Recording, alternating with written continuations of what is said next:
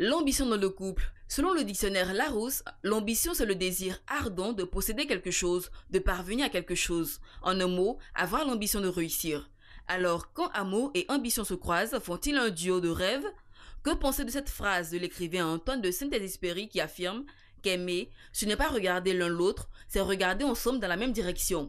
Le couple peut-il survivre à deux ambitions? L'ambition pour moi c'est cette volonté-là d'atteindre ce qu'on désire, ce qu'on veut.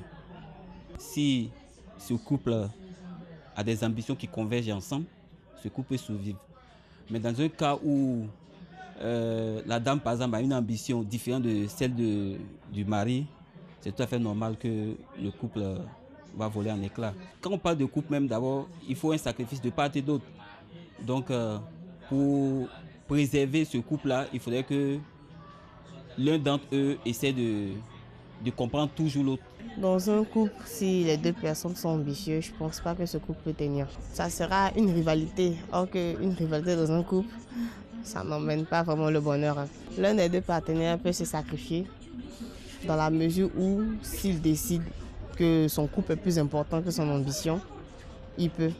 Mais s'il juge que son ambition est plus importante que son couple, là, c'est pas possible. Un couple ne peut pas suivre à deux ambitions différentes. Non, pas possible. Parce que ça va toujours créer quelque chose de... C'est comme un feu qu'on allume à la maison. Vous voyez, ça ne peut pas marcher. Si la différence d'ambition au sein du couple est très forte, cela peut créer des tensions qu'il n'est toujours pas facile de faire disparaître, d'où le sacrifice à faire. L'ambition et le mariage font bon ménage lorsque le conjoint décide de mettre le mariage avant l'ambition. Oui, je peux laisser mon épouse mener bien son ambition, faire de la politique. Déjà, c'est un jeu. Alors, il n'y a pas de mal à ce que madame soit de l'autre côté ou que monsieur soit de l'autre côté. Les deux sexes ne sont pas la même chose, mais on réussit à cohabiter. Ça veut dire qu'on peut avoir des ambitions différentes et les gérer. Mon humble avis, je crois que l'un de nos conjoints peut se sacrifier pour l'ambition de l'autre. Faire des sacrifices voudrait aussi dire que supprimer certains avantages que nous avons tout naturellement au profit de l'autre pour pouvoir espérer vivre dans une certaine symbiose. Je crois que je peux laisser mon épouse amener à bien son ambition et me mettre en retrait, me rétracter un peu. L'ambition n'est donc pas un obstacle en soi à l'épanouissement d'un couple, mais il peut être un terrain d'affrontement lorsque ces derniers s'opposent en réalité sur des sujets de fond. La solution, parvenir à un dialogue franc et ouvert avec son ou sa conjointe. Élément très intéressant avec différentes réponses. Très suivi dans ce studio, j'imagine chez vous aussi. Bah oui. Avec la rédactrice en chef elle-même devant le grand écran du studio. Oui, et Marco, vous n'avez pas remarqué, hein, depuis le début du jeûne, elle est rayonnante, Madame Kadi Fadiga. Oui, même si on n'a pas encore bénéficié de la bouillie. Alors, Madame, bonjour. Dites-nous, c'est quoi l'ambition? Parce qu'il faut recadrer les choses. C'est quoi avoir de l'ambition dans le couple? Attends.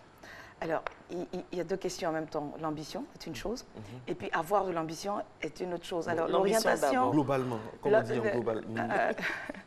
Alors, l'ambition, c'est, comme elle l'a défini, hein, c'est un désir de posséder quelque chose ou de parvenir à quelque chose ou de construire quelque chose. L'ambition peut se définir comme, en termes de synonymes, comme un but, comme un objectif à atteindre, comme quelque chose à réaliser. Mais l'ambition voudrait dire que dans la mesure où il s'agit de réaliser quelque chose, cela va sans dire qu'il faut s'entourer de précautions, il faut s'entourer de moyens. Et c'est là où la difficulté peut survenir. Si on n'a pas les bons moyens, si on n'utilise pas la bonne méthode, l'ambition peut devenir quelque chose de désagréable et de très destructeur. Mais avoir l'ambition. Avoir l'ambition, donc, c'est cet élan de construire l'objectif ou le but et de l'atteindre véritablement. C'est avoir de l'ambition, se fixer des objectifs. Hein. Le fait de donc, vouloir parvenir à quelque chose. La chose à laquelle on parvient est l'ambition, le but, l'objectif, mais avoir cette envie donc de parvenir à atteindre cet objectif ou à acquérir cette chose qu'on recherche. Et cela est positif ou négatif? Ah non, toute chose, tout désir de construction est positif. Il n'y a aucune vie qui peut se construire sans ambition. Quand les parents vous mettent à l'école, il y a une ambition derrière. quand on cherche un travail, il y a une ambition derrière. La réalisation de l'être humain, c'est au travers les différentes ambitions qu'elle réalise. Donc, l'ambition est constructeur. L'ambition permet d'avancer, de s'épanouir et de se construire durablement. Alors, est-ce qu'un couple, on va mettre les pieds dans le plat, est-ce qu'un couple composé de 2 personnes très ambitieuses, par exemple, on a d'un côté, je prends un exemple, d'un côté, un juge d'instruction qui veut devenir procureur, je ne sais pas, dit ça comme ça, et de l'autre côté, on a quelqu'un qui fait de la politique. Est-ce que on peut survivre, est-ce que le couple peut survivre à 2 ambitions très très fortes et très marquées? Alors, l'ambition forte ou l'ambition marquée en termes de puissance ou de degré d'élévation dans la société n'a rien à voir avec leur existence et leur coexistence. Ce qui fait la difficulté, c'est la manière d'introduire l'ambition. Si je suis un homme politique ou que je suis d'une profession très prenante, le tout part des normes que nous nous sommes fixées. Nous disons toujours qu'il est très important à la base. Quand vous commencez à construire votre couple, il faut mettre les bases. Il faut savoir dans quelle direction nous allons, quels sont les moyens dont nous disposons pour arriver là où nous voulons aller et comment est-ce que nous allons nous construire progressivement. Où est-ce qu'on va? Où est-ce qu'on va, dans quel délai et avec quels moyens. Donc il faut déjà à la base de la construction du couple regarder donc tout ce qui peut nous arriver, quelles sont les ambitions que légitimement chacun de nous poursuit ou veut atteindre pour se réaliser dans la vie. Ce n'est pas parce que je vis dans un couple ou que je vis en couple que ma vie doit s'arrêter. Bien au contraire, l'apport de l'autre est ce qui me manque pour que je sois complet. Donc, l'ambition de l'un ou de l'autre devrait pouvoir s'étaler, devra pouvoir se discuter, se comprendre et ensemble se donner les moyens pour que celui qui a cette ambition-là puisse l'atteindre, puisse parvenir donc à son épanouissement, à l'accomplissement de cette ambition, non pas au détriment de l'autre, mais en l'accompagnant. Qui sait si mon ambition peut vous permettre de découvrir aussi une autre ambition au travers de ce que je veux réaliser.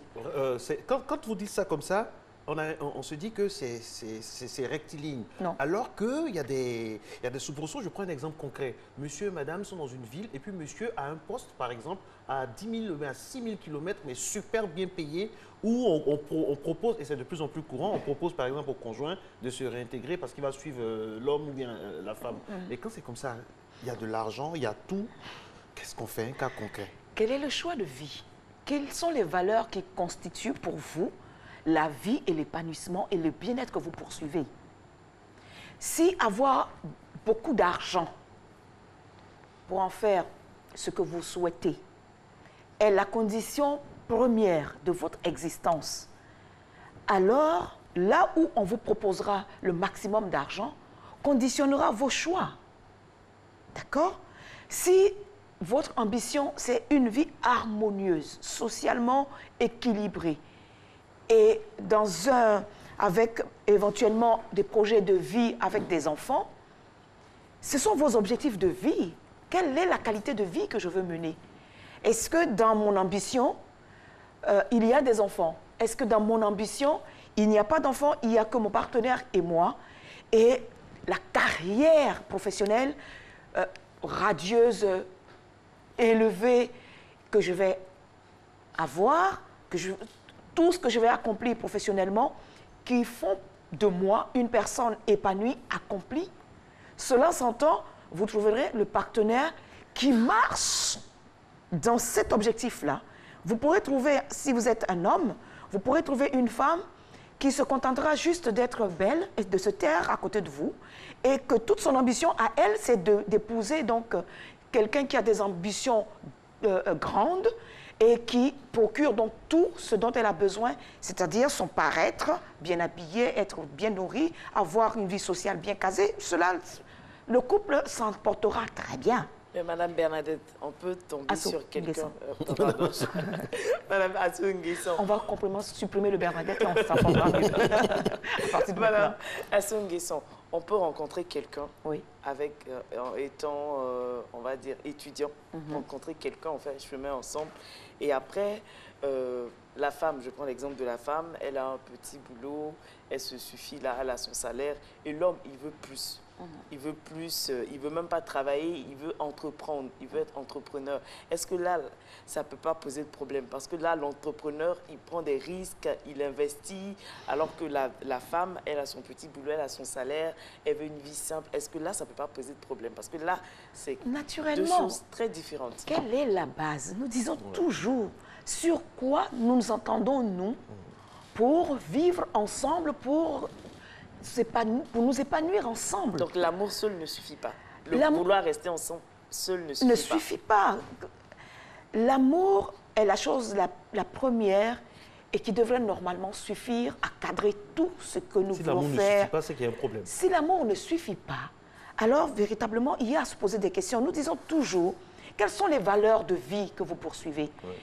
Est-ce ma profession, mon élévation professionnelle au détriment de toute autre chose? J'ai un gros salaire, j'ai des moyens qui me permettent d'aller où je veux, quand je veux, comme je veux. Mais une vie avec une autre personne, ce n'est pas ça mon problème. Ou une personne qui me suit. Et pour elle, nous venons juste de dire, si l'ambition du partenaire ou de la partenaire est juste... Ça fonctionne dans les deux sens. Une femme qui veut juste avoir un mari qui lui donne tout, elle n'a pas d'autres ambitions que d'être l'épouse de quelqu'un qui lui donne tout. Et pour elle, ça s'arrête là. Elle a assouvi son ambition, elle a atteint ses objectifs, elle a trouvé un partenaire qui fait tout, qui lui apporte tout. Cela suffit, le couple marchera très bien. De l'autre côté, vous trouvez une femme qui a peut-être un gros salaire, des choses comme ça, et elle va trouver un homme qui peut-être est dans l'assurance, qui veut être juste assuré, avoir la sécurité donc professionnelle, d'être un gentil fonctionnaire et avoir juste le salaire, la femme apportant tout ce qu'elle voudra et pour que le couple marche, cela peut marcher effectivement. Mais si, dès le départ, vous n'avez pas parlé clairement de ce que vous souhaitez être, même quand vous êtes étudiant, et que parce que vous êtes étudiant, vous vous contentez donc de finir les études, de faire des petits projets en se disant « si je peux déjà avoir un petit travail, c'est bon ». Une fois entré dans le travail, on commence à avoir des ambitions ou des choses qui n'ont pas été dans ce que nous avons toujours dit et ce que nous avons toujours préparé. À ce moment-là, les difficultés vont venir, les conflits vont naître. Mais même si, chemin faisant, vous découvrez que vous découvrez un certain nombre de compétences et des ambitions peut-être des choses faciles à atteindre pour améliorer le quotidien. Parce que la vie, c'est en permanence son bien-être et son épanouissement. Et la vie aussi des parents et de la société dans laquelle on vit, c'est tout un ensemble de choses qu'il faut considérer. Quand, chemin faisant, quelque chose se présente, mais il faut en parler. La vie du couple dépend fortement de la communication et du type de communication que vous installez. La communication n'est pas de dire « Bon, écoute ma chérie, je viens juste de trouver, voilà. Moi, je vais partir dans ce sens, à toi de te débrouiller. Tu me suis ou tu restes. » Ce n'est pas ça la communication. La communication, c'est de présenter donc l'opportunité qui s'offre à nous. Parce que quand on est en couple, ce n'est plus de l'individualisme, c'est un couple, c'est une unité. Et donc, les choses se font à deux.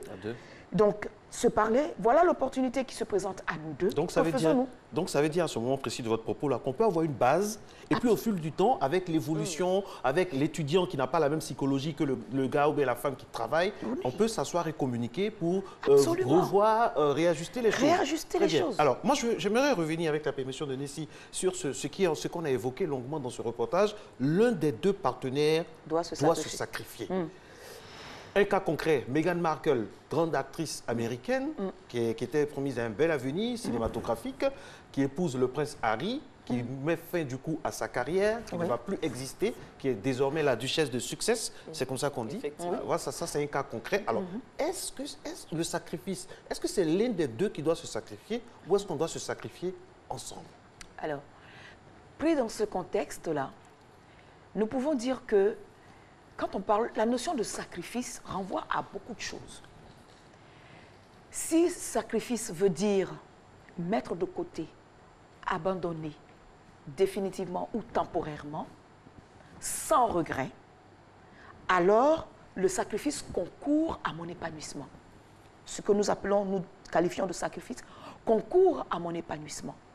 en faisant le choix de laisser tomber, de mettre de côté ou d'abandonner définitivement quelque chose, une carrière ou un objectif, cela voudrait dire que en compensation de cela, j'ai quelque chose d'autre qui compense parfaitement ou peut-être au mieux ce que je laisse tomber. Cet exemple-là est à la limite caricatural. Mais nous pouvons dire que dans cet exemple précis, tout a été calculé, tout a été étudié. Ce n'est pas du jour au lendemain, je laisse tomber ma carrière prometteuse d'actrice pour devenir duchesse. D'accord? Il y a tous les avantages dont on parle. Il y a tout ce dont j'aurais besoin pour mon épanouissement personnel dont on parle. On se met d'accord sur un certain nombre de choses qui font que, en laissant tomber cette carrière d'actrice, d'abord qui a des inconvénients et des avantages, qu'est-ce que je laisse tomber, qu'est-ce que je perds et qu'est-ce que je gagne en retour? Il y a donc dans tout sacrifice le gain de ce que j'ai quelque chose de plus avantageux à abandonner quelque chose.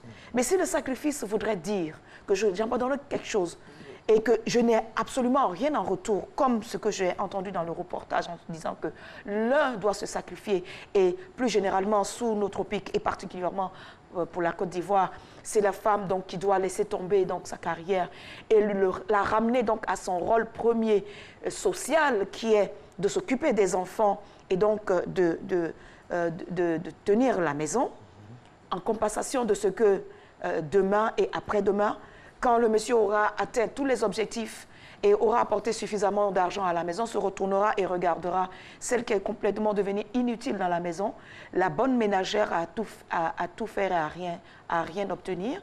Et du jour au lendemain, elle se retrouvera dans des regrets de ce qu'elle n'a pas su au départ de ce sacrifice-là négocier ce qu'il y aurait fallu négocier pour que demain et après-demain, elle n'ait pas à regretter d'avoir fait ce choix. C'est cela la difficulté. À la limite, ceux qui refusent de se marier ont raison alors, parce que finalement, le mariage, c'est ce que je donne, ce que je prends, ce que je laisse. Quand on voit, c'est comme si c'est un marchandage. Tout est calculé. Mieux vaut rester célibataire alors? Non.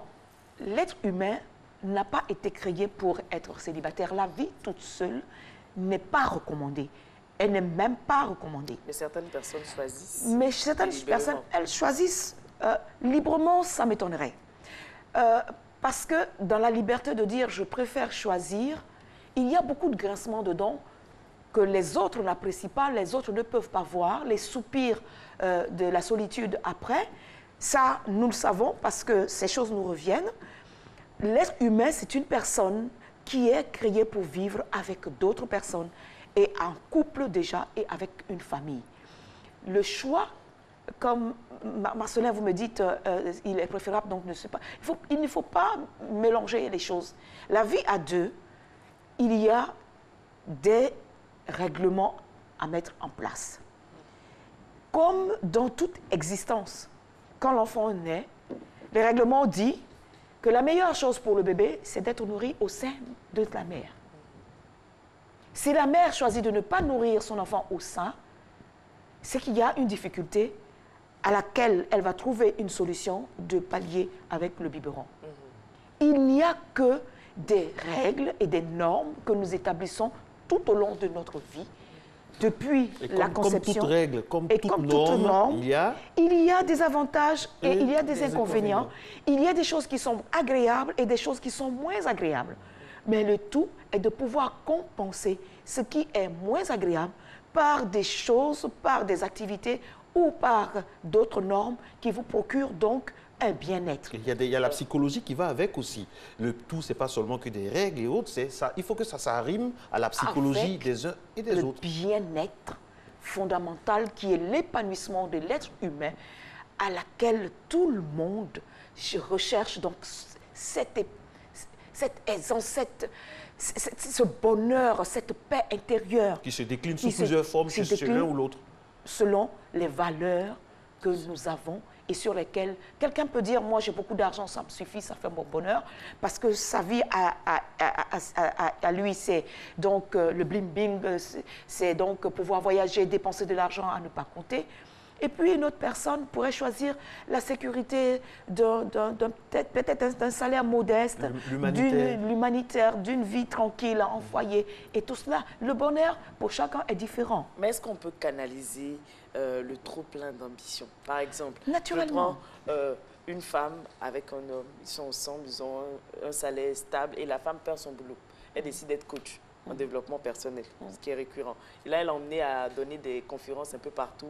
Elle part, elle commence à délaisser son foyer. Est-ce que là, le mari peut arriver à canaliser sa femme? Parce que là, elle gagne beaucoup plus que ce qu'elle gagnait avant.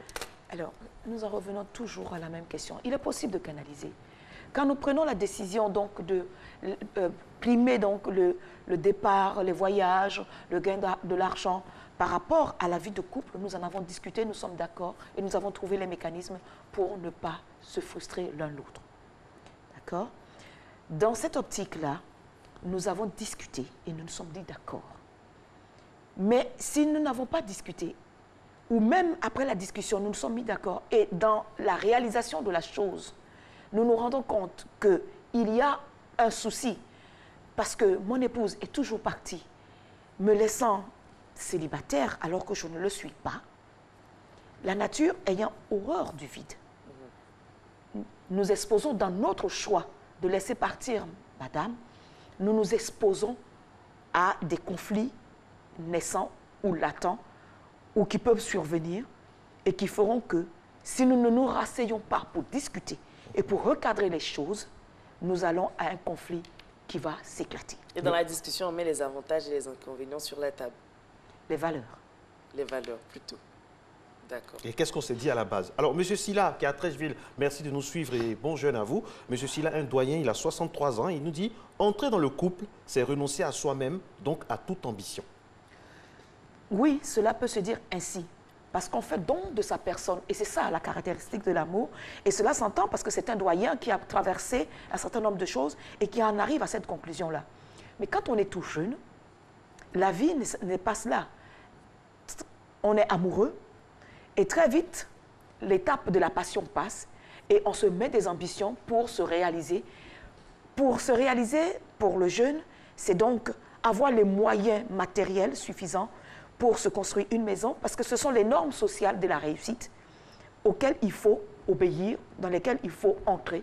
Donc, avoir des moyens suffisants pour se construire une maison, pour avoir une carrière, pour avoir une belle femme, pour avoir des enfants qui réussissent à l'école. C'est cela, l'ambition de tout jeune qui entre en comptant naturellement sur l'amour. Mais quand on a parcouru, on se dit effectivement, au détriment de l'amour, je ne pourrais sacrifier rien au détriment de l'amour que j'ai pour cette partenaire. Alors, ensemble, nous avons des ambitions. Ce sont des ambitions communes pour le couple. Et ensemble, nous décidons de faire cette étape-là. Ensuite, une autre étape. Et c'est cela ce que M. Silla veut dire. Alors, il y a des phrases en Afrique, là je vous rejoins aussi, c'est la femme qui suit l'homme. Il y a des phrases toutes faites. Et puis dans ce qu'on dit, il y a l'entourage aussi.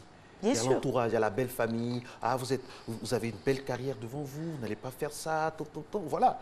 C'est ça, il faut prendre en compte ça aussi. On a beau avoir une base, on a beau se construire, on a beau se dire dans notre chambre d'université que quand on va être là, voilà ce qu'on va faire, mais il ne faut pas oublier l'environnement, c'est très important. Oui, l'être humain, nous disons tantôt, il ne peut vivre seul. Il est dans un environnement. Et dans cet environnement, a des valeurs. Nous parlons tantôt de se construire ensemble, avoir des objectifs et des ambitions communes et avancer étape par étape, sans laisser l'autre en arrière et dire que oui, l'homme doit faire ceci, mais toi, attends là. Si vous laissez votre partenaire attendre là et que vous avancez, à un moment donné, vous êtes tellement loin que vous ne l'apercevez même pas. Vous ne voyez plus. Le mieux, c'est ensemble, main dans la main, avancer à chacune des étapes. Est-ce que c'est possible quand il y a une belle-mère à côté qui fait doublon ou il y a un beau-père à côté qui met dans les oreilles de l'homme? Est-ce que c'est possible? Nous avons parlé de toutes ces choses-là tantôt.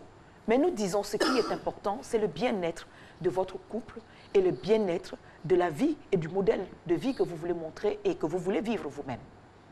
Alors, si vous laissez interférer la belle-mère, vous savez, l'environnement du couple ivoirien, d'abord, l'Africain de façon générale et l'Ivoirien en particulier n'aiment pas le couple. La notion de couple n'existe pas dans notre tradition.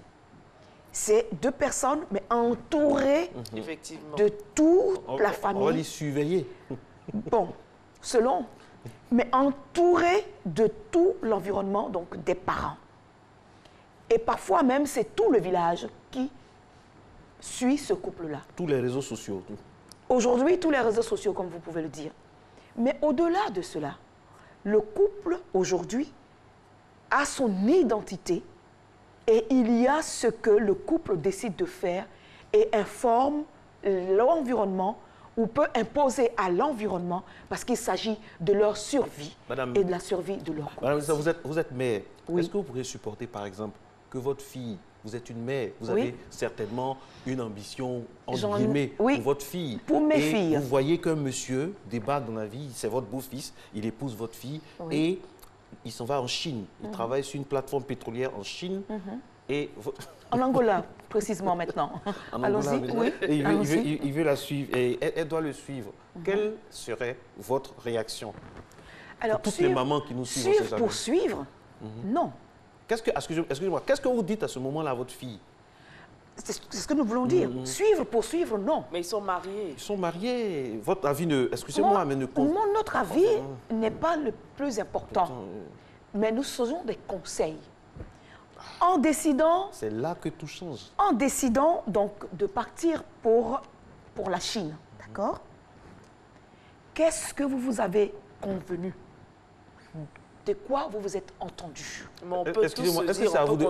Excusez-moi de poser la... Est-ce que c'est votre problème? Excusez-moi. Ah oui. Est-ce que c'est votre problème? Ils sont mariés maintenant, ils sont libres. Certaines choses, mais vous, en tant que maman, avec votre expérience... Maman, ma fille qui reste avec moi, pendant que l'époux est parti, il faut bien que je parle avec elle, il faut bien que je sache ce qu'ils ont décidé, pourquoi elle est restée. Mais elle fait un avec son homme, c'est plus vous. Pourquoi alors elle est restée? Pourquoi est-elle restée? Non, elle n'est pas restée. Elle n'est pas restée, elle est venue vous en parler, pour juste, genre à titre informatif. Oui, d'accord, donc il faut savoir ce qu'ils se sont dit et qu'est-ce qui est bien pour elle. Mais est-ce que c'est votre rôle de savoir ce qu'ils se sont dit? Est-ce que ça ne dépend pas d'eux seulement? Mais attendez, vous ne comprenez pas. Quand vous allez demander conseil, la mère que je suis est une conseillère et non pas celle qui va décider pour elle. Donc, pour savoir conseiller, il faut savoir ce que les uns et les autres se sont dit. Nous ne pouvons pas partir comme ça pour dire, bon, ben, puisqu'il est parti, voilà ce qu'il faut faire. Non. Sur quoi vous vous êtes entendu? Si ce sur quoi vous êtes entendu vous va bien, nous pourrons juste attirer l'attention des uns et des autres. Il ne s'agit pas seulement de parler à la fille. Il s'agit aussi de parler au gendre pour dire, ah, vous êtes parti et vous avez décidé ceci. Et vous pensez à telle chose. Parce que la mère ou les parents ou l'environnement ou la personne à qui on demande conseil a certainement l'avantage d'avoir vécu un certain nombre de situations, est une personne sachante. Et donc, pourra donner les conseils qu'il faut. Je n'ai pas à dire à ma fille, tu ne vas pas ou tu ne fais pas ceci ou tu ne feras pas cela.